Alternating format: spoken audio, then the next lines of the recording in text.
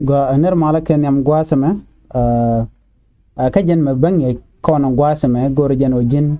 abuwe ka mechelele dashboard alane mene gor je bu kon ka dashboard gwasame gor jen o deri gora gwa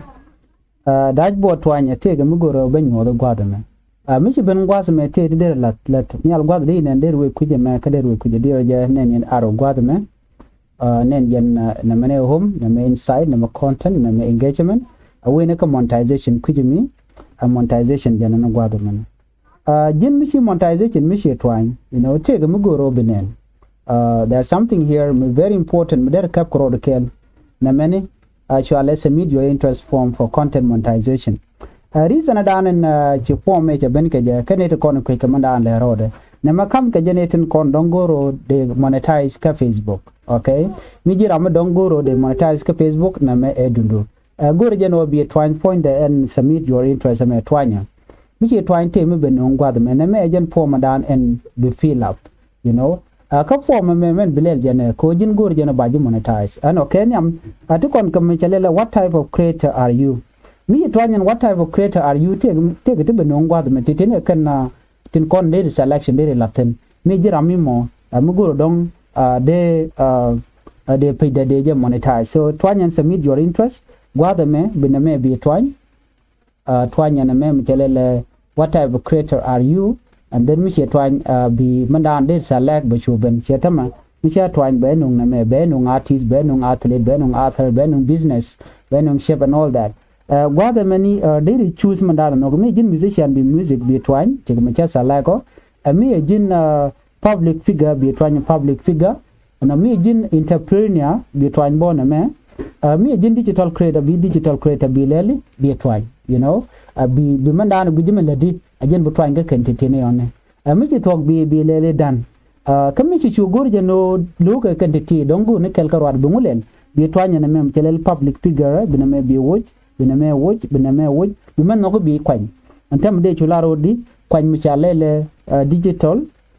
digital creator gwad mene dere ci twine digital creator janone atete ngwane der me tin gwad mene cause tick option na me jen cha kwanyane amuguru je dong jin dancer den de dancer me der twanje tama de dancer de chu salag no de nen chu salag so me jin muguji moni me der salag ne ketin kon la de be chu salag gwad mene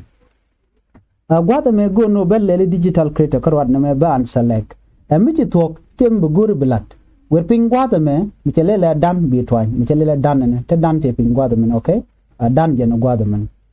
dong mi chinan ben mi mat cause gor jeno diri ngach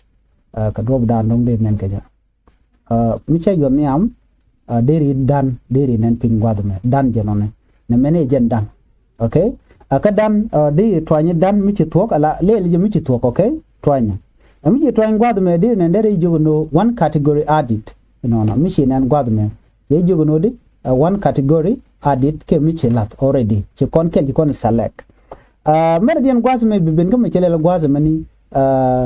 what is your preferred format of content production? And I may be select. Alachin good no day monetize, tin good no day monetize ka Facebook and then when more be select Guazmani. So go to be select, I could drop down this select again. Chana is select and me, which is select but you know tichinentine and our daily tunen chakon make option to real tatin, to photo tatin, to text post tatin. This store taken titine content con and dong did you did ka jega mi jira mi cha monetize so you have to tick them okay keep con ka select way bi select ka jejanani ko gor jeno jin biname bi la let chana jamil el gwad mani men yam alan me chelele dane simple just select reel photo text post story these are the things in con gor jeno de you der gamet right catching con gor de Facebook they can allow and then be done be twine michi done be twine be no more be and michi on time you can see that and go ajira mi mo micha lele micha cha du men chilare cha lele cha nok so here is what you're going to do ka drop down dong der do lel ka ja god me work na me michelele ni what are you interested in this program sorry why are you interested in this program na me be twine na me micha gor gwad mane take me dong to gwad me be twanya ne me and then you mendana guri diri lat la men diri men nogi jeno de jin vai ka je bi chu lat gwasmani bi goro jin we ka program maderi mandana gor di la rech ano ye gora mutot gwa da ko bien ko te ngitin manderi la rech gwa manderi fill up ko ci jiti jitama maderi alam maderi la rejo ano gor jeno ben wodi ko very important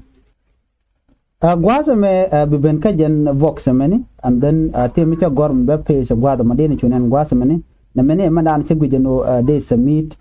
ki de jak Facebook menen jeno mo gwa da meni okay being what you know mandan de lel right now gwa da me ci yugo de your username de lat your social media but this one which na me cha select so tell other social media me de select so mi ci tigana me cha lel share mi ci tigor no bi an tignok ke ci be select then gwa da me na meni ajen message dan de la right you know ke man de gor jano bi Facebook be ju gor ke ja so be goro ben me be ma ya kel gwa da ko description mi jira ma goro de copy ko de jak ki Facebook that are very important ke ji ko de ji allow so mi ci to go yo what you do janene this submit bi je try submit button na me twanya this one okay submit button na me twanya mi ci twanya this what will happen mi ci click submit cha ke ju tade interest submitted which mean that charge lele charge no ko temno jin de jin la ramadan de yo de lele de connect so na many you ni Facebook no I'm interested and go you know they monetize de yo de kajek okay so jen te gana many